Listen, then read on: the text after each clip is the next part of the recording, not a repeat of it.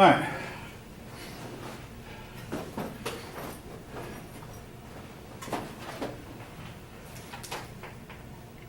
Your book starts off with a big net about two different persons, Fannie Lou Hamer, a black woman who grew up poor, and John Kennedy, a white man who grew up rich.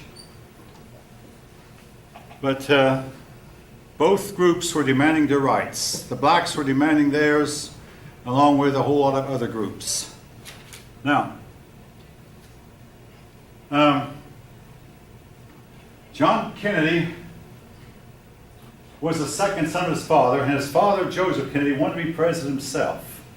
But Joseph Kennedy had made a couple of blunders along the way, which is so easy to do. Number one, he had supported peace between the United States and Germany, and when peace proved to be impossible, he was left hanging out in the cold. So he had permanently disgraced himself by calling for peace when there was no chance for peace. So Joseph Kennedy was going to groom his son, Joseph Kennedy Jr. Well, the war broke out. And the Kennedy boys, Joseph and John, were stationed there in England. But John Kennedy had to leave England and head for the Pacific, far 10,000 miles away. Why? All right, I'll tell you. Your book won't mention because John Kennedy was sleeping with a German girl, a girl who the FBI had a photograph of her standing right next to Adolf Hitler. And even though, what they did, they put a tape recorder under John Kennedy's bed. John Kennedy was an officer, so he had it in his own private room, being an officer. And the J. Edgar Hoover, who was not in London at the time, ordered a tape recorder to be placed on the bed. The tape recorder did not show John Kennedy ever revealed a secret. Nevertheless, when it was found out, John Kennedy had to leave England.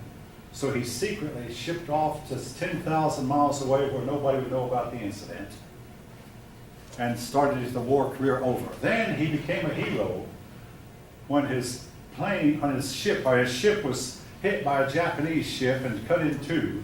But Kennedy was able to get his men to safety, where a week later, after being trapped on an island for a week, they were rescued. And he became looked on as a hero. His brother, being jealous, decided, I want to be a hero too. So his brother sneaked and took off in a plane.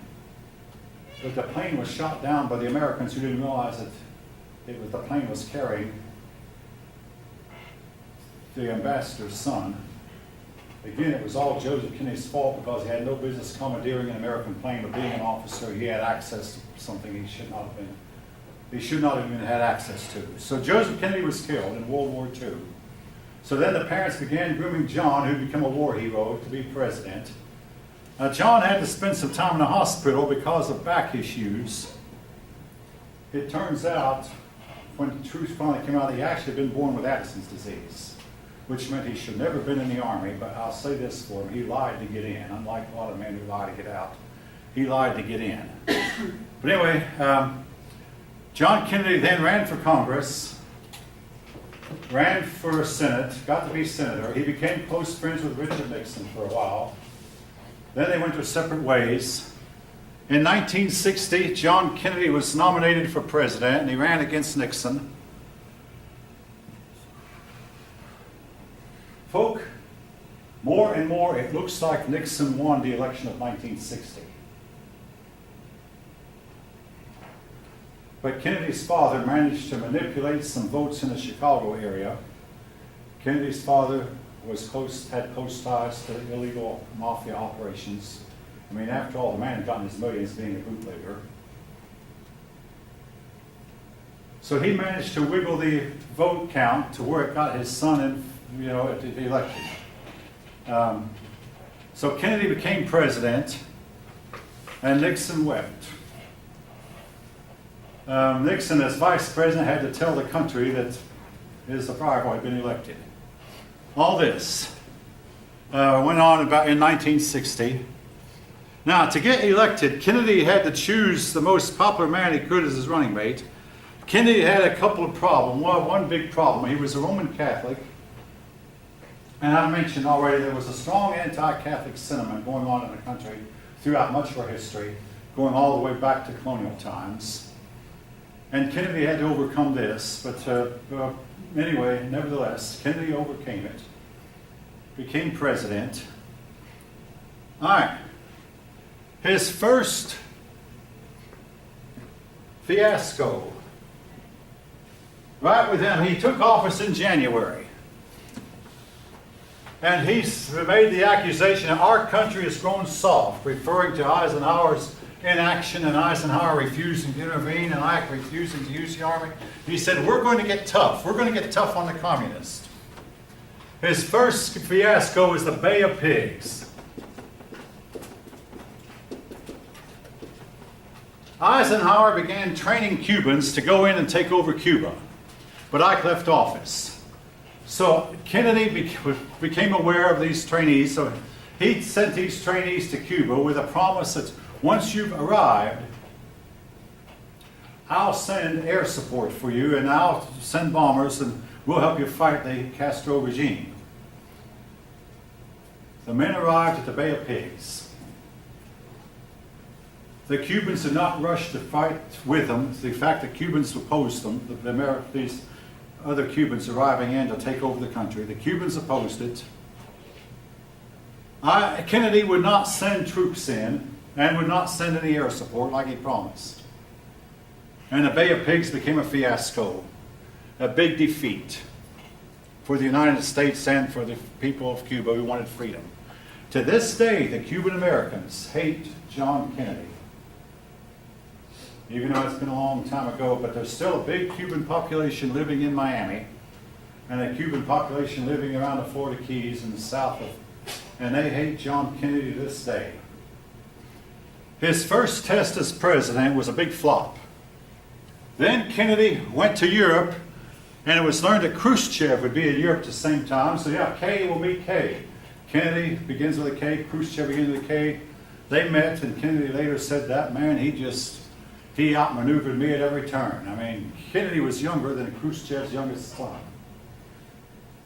But Khrushchev outmaneuvered him. Kennedy was shocked at Khrushchev's belligerence, and Kennedy went home with his head down.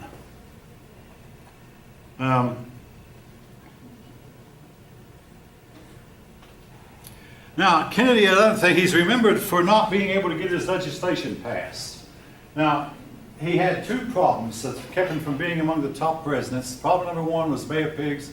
Problem number two, he got up. He got up medical care for the aged, Medicare, and couldn't get it passed. He got up federal aid to education and couldn't get it passed. He got up the Civil Rights Act, couldn't get it passed.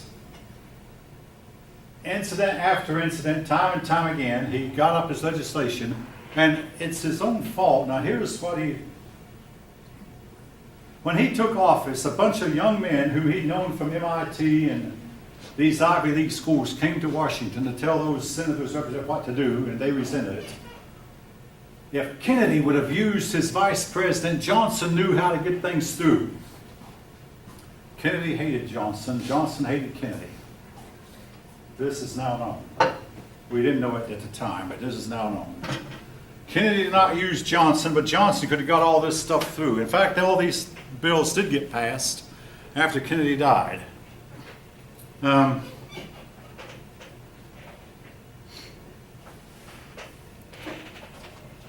Tax cut, Kennedy got up a tax cut that could not get passed by Kennedy. Johnson got it passed. Well,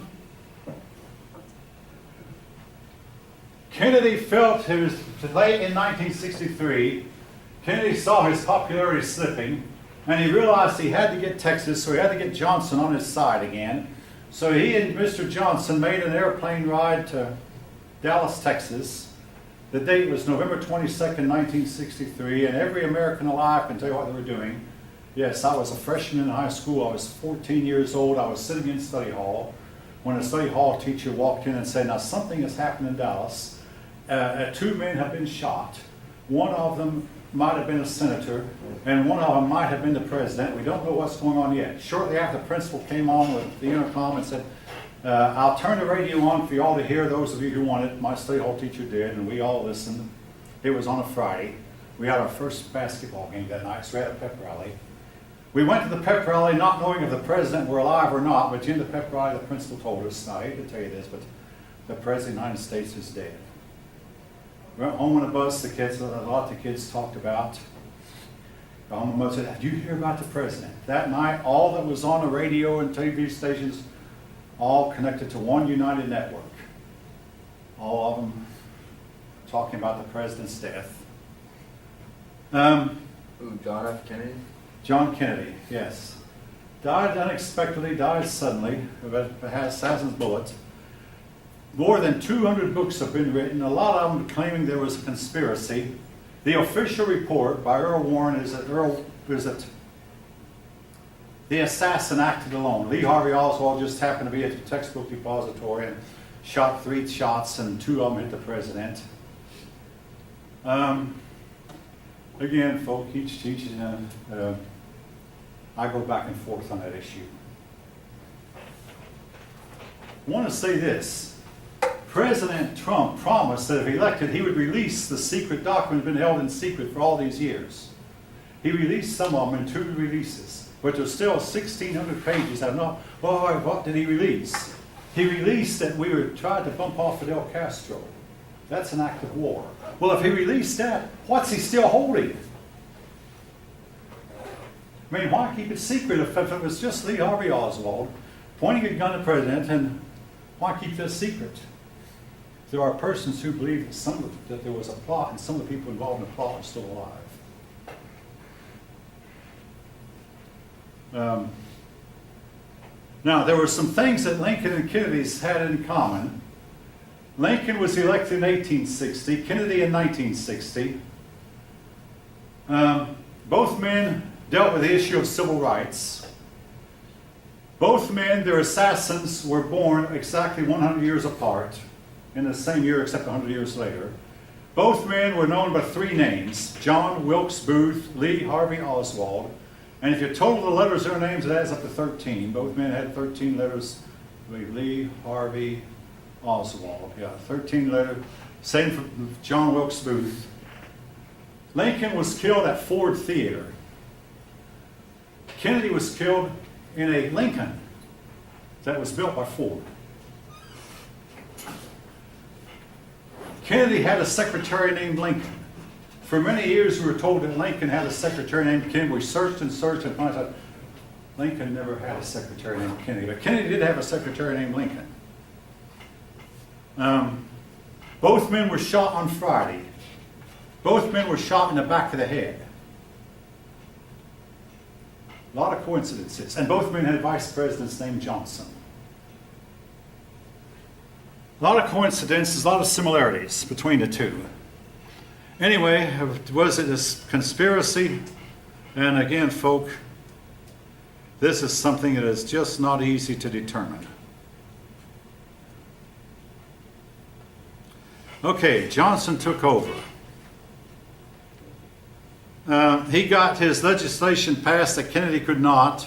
The Civil Rights Act passed, and ironically, more Republicans voted for it than Democrats.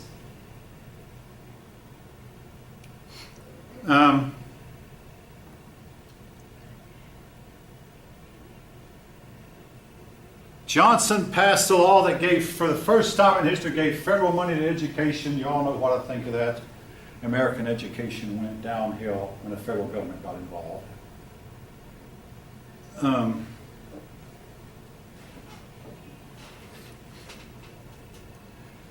In the meantime, Earl Warren made decisions that gave more rights to criminals, favored the accused. The state was required to furnish the criminal with a lawyer, and the Miranda rights were that every time a cop arrests a man, he had to tell this person, man or woman, you have the right to remain silent until you've had the advice of counsel. No, you don't have to speak until you've, and even then you still have the right to remain silent. If you want to, you can choose your lawyer. If you can't afford a lawyer, we'll furnish you with one. All these, the Miranda rights.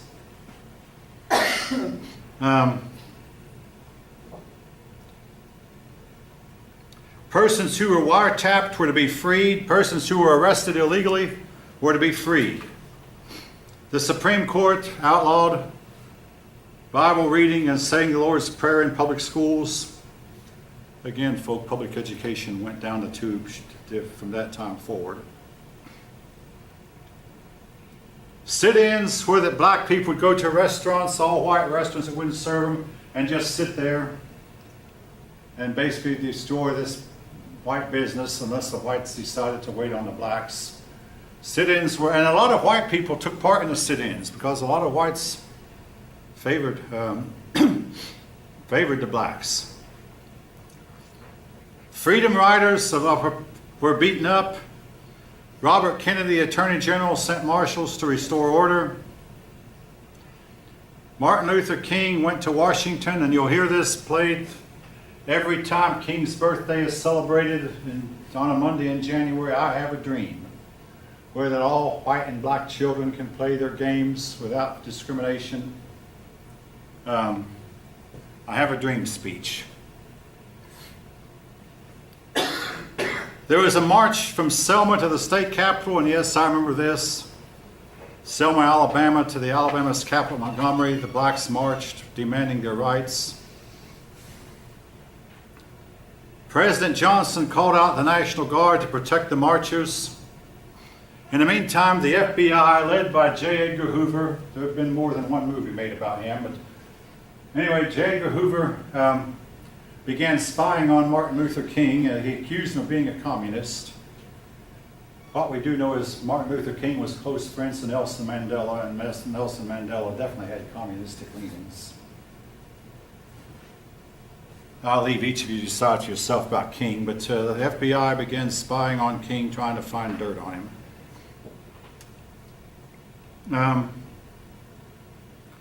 Kennedy and Johnson, had the same problem Franklin Roosevelt and Harry Truman had. They did not want to alienate the Southern Democratic voters, but ironically, eventually, the Southern states became Republican. 50 years ago, Georgia was solidly Democrat. Today, it's almost solidly Republican. Now, there are exceptions. 50 years ago, Alabama was mostly Democrat. Today, Alabama is largely Republican. The Southern states have become Republican largely since then, but in those days, there were a lot of black riots. When a policeman got rough with a black man, the blacks were almost certain to riot, and this still goes on today, folk.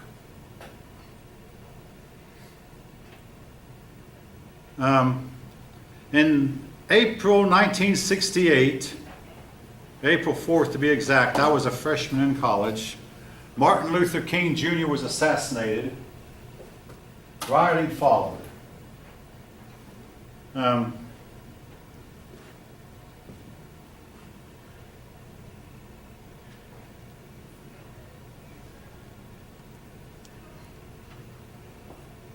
right.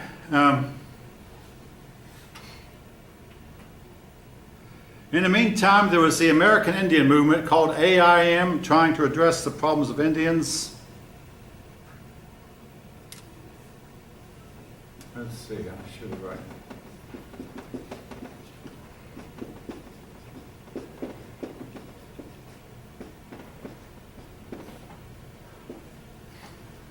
All this was a whole lot of racial turmoil that was going on, and it was continued throughout the 1960s. Now I'm going to jump ahead to the story. In the 1970s, the racial turmoil died down a little bit. And then, in the 1990s, it revived up again, died down a little bit. And in the last recent years, couple of years, 5 or 6 years, it's come back in. So it's something that comes and goes. And part of our history that, it's there.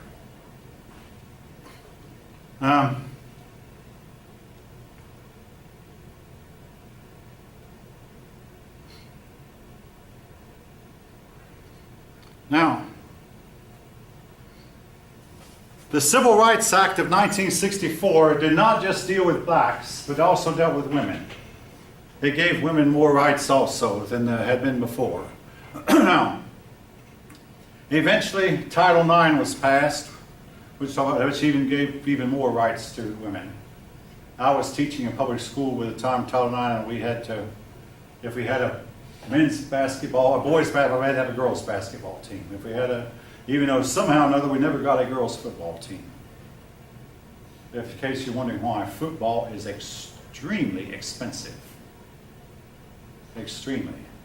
When I was a kid, a football uniform cost $100 a piece. Today it's up to more than $1,000 a uniform.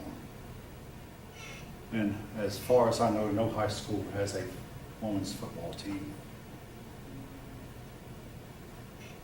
Again, it's extreme. The only reason it can survive is booster clubs raise money to help pay, and also boys' games draw fans, and fan money helps pay for the uniforms. But football uniforms are expensive.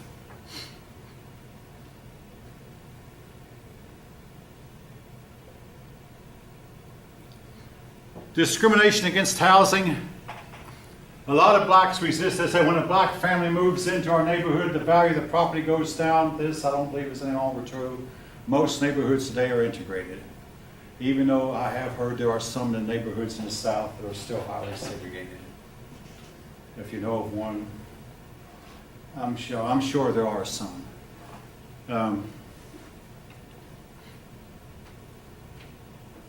There were laws that prohibited whites and blacks from marrying each other, and folk as recently as 10 years ago in 2009, a justice of the peace refused to marry a mixed-race couple, but that made national news, and that couple got married eventually. The justice of the peace had to back down.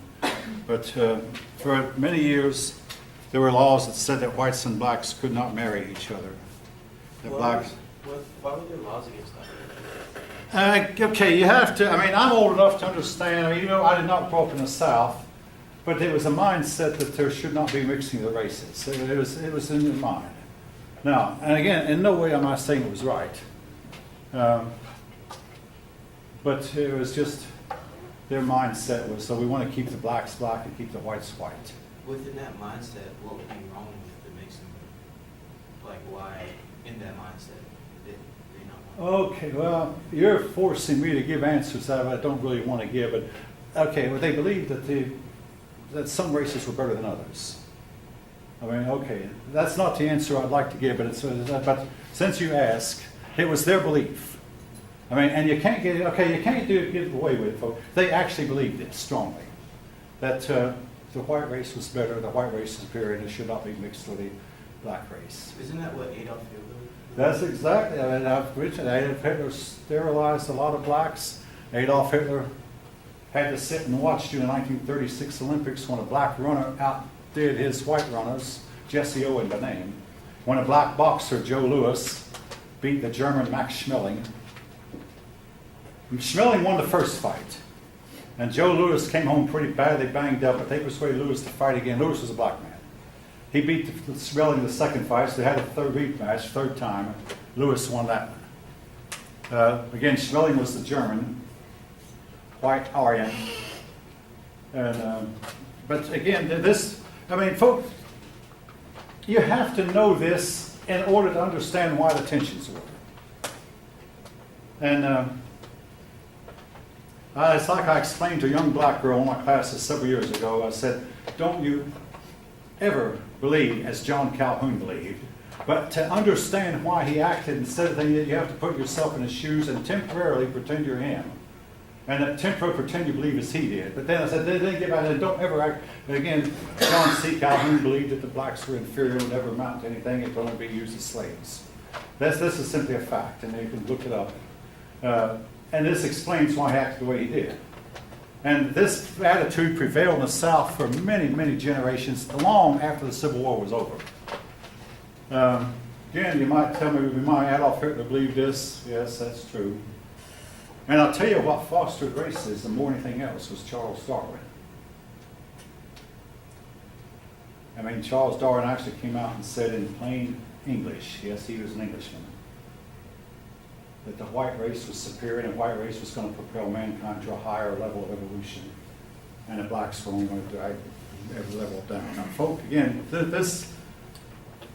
I'm trying to make a point. I don't hold this view. I don't want any of you to hold it. But I have to teach you about it because it is history, and this is history. You have to understand. I have to say what I have to say because so that you'll understand why they believe this. So again, they did not want interracial marriages because interracial marriages would weaken the whole human race. No, they wouldn't. It wouldn't.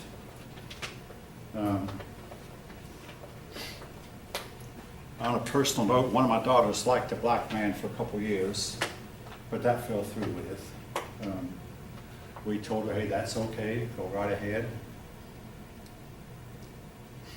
If we had told her, oh, no, you can't do that, she'd have gone right ahead and plunged in.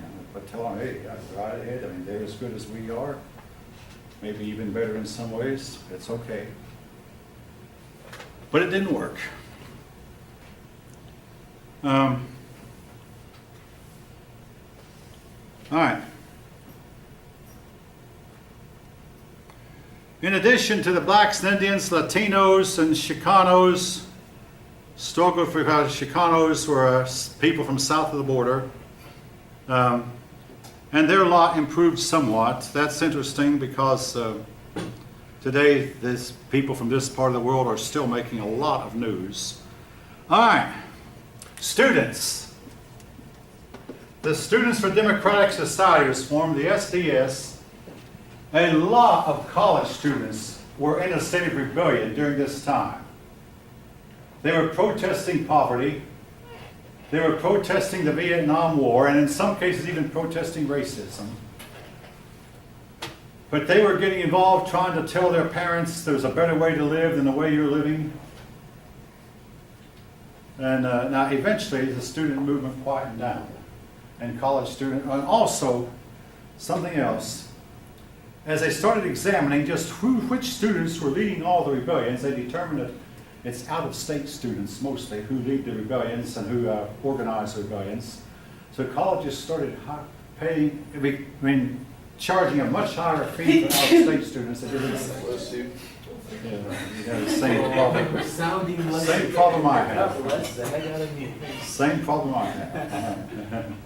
Anyway, they started charging much higher fees for out-of-state students, and this encouraged parents to keep their student in-state. Now, I put 2 daughters through college, helped put them through college, and one of them wanted to go to a school in Florida, but we got to look at the fee, and the fee for going to school in Florida is really high.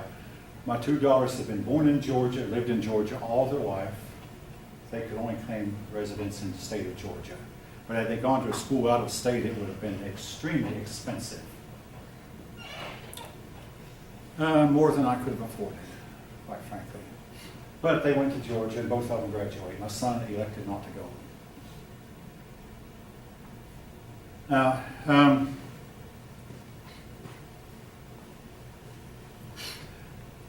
the Vietnam War was a big issue that the students opposed to. Now, a lot of the times, what these young people were rebelling against, they wanted a world where there were no restraints. No, they took their cues from the Beats. Now, who were the Beats? Beats is short for Beatnik. Beatniks started out in Greenwich Village. Now, did any of you know what I'm talking about? The Beats would dress in outlandish fashion. And they started out in Greenwich Village, where Greenwich Village was noted for people who dyed their hair in weird colors, and people who dressed in weird fashions. And basically they rebelled, and they did a lot of drug use, a lot of alcohol consumption, and a lot of pot use and whatever else they could get their hands on. And also they believed in complete, total sexual freedom. Sex with anyone you wanted to, anytime you wanted to.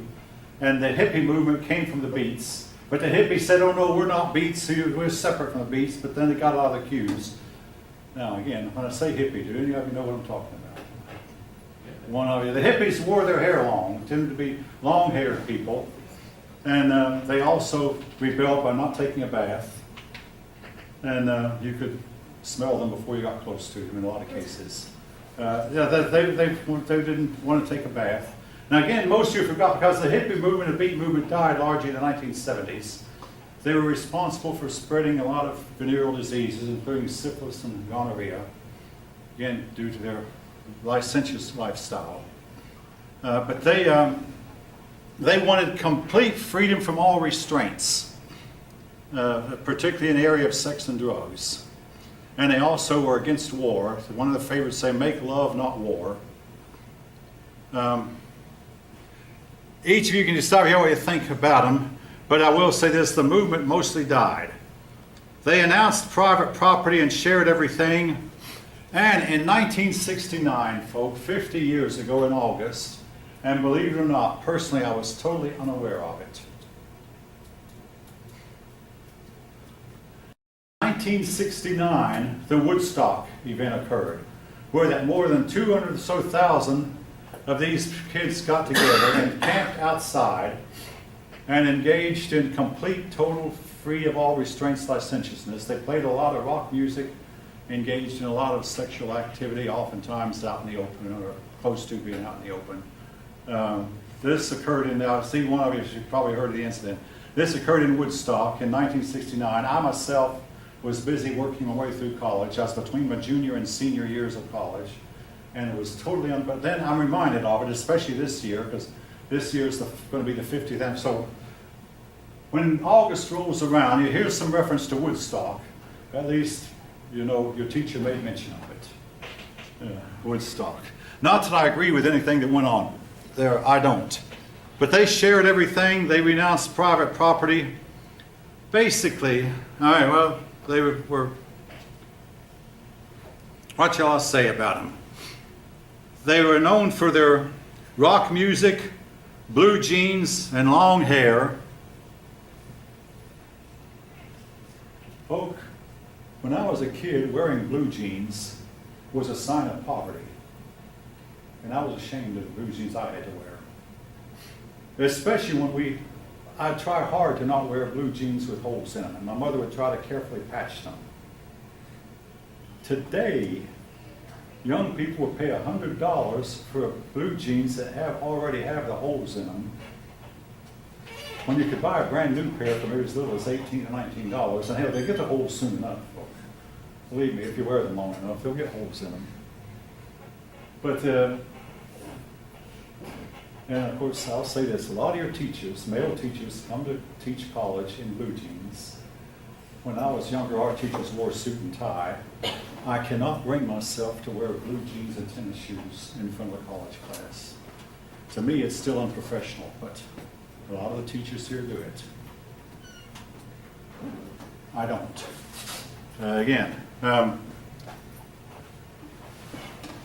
I have 4 pairs of blue jeans, and 2 of them are rags. I wear them around the house when I'm working on my yard or working my garden or whatever housework. I wear the 2 ragged ones. I wear the other 2 nicer ones in public. But I have 4 pairs of blue jeans.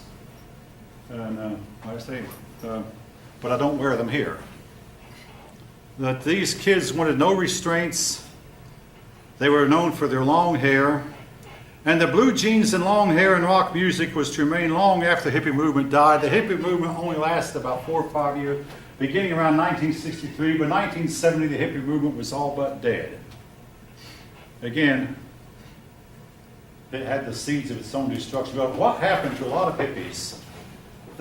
Reality set in. I mean, as young persons, maybe with a little bit mushy headedness, they lived in a dream world, but then they realized, hey, we have to make money, we have to earn a living, and the bosses won't hire us if we're wearing rags. We have to start cleaning up, and the bosses won't hire us if we haven't had a bath in weeks. And also, they didn't smell very well either, and they realized it. So they began to start taking baths, cleaning up, and most of them became somewhat useful citizens, became conservative, got older. Now, folk, there's a clause in the Constitution that was there from the beginning, has never been changed, that says that the President of the United States must be 35 years old. Most of you look like you're under 35, that's fine. You'll get there plenty soon enough, believe me. Why do we have that clause in the Constitution? Well, because when you get to be 35 years old, you see the world differently. I mean, judging by what I've seen in your papers, you're writing what I might have written when I was young, but a few things happened to me, particularly in the 5 years I taught school. I became a conservative pretty fast. And if any of you ever would decide to be a public school teacher, it'll make a conservative out of you pretty fast, I believe. Now, or something else will happen. You tend to become more conservative as you get older. All right. Before I finish, I want to take a look at something here. Oh yeah, I mentioned the shocks of 1949. One of them was that in 1949 Mao Zedong fell the communist. Keep that in mind.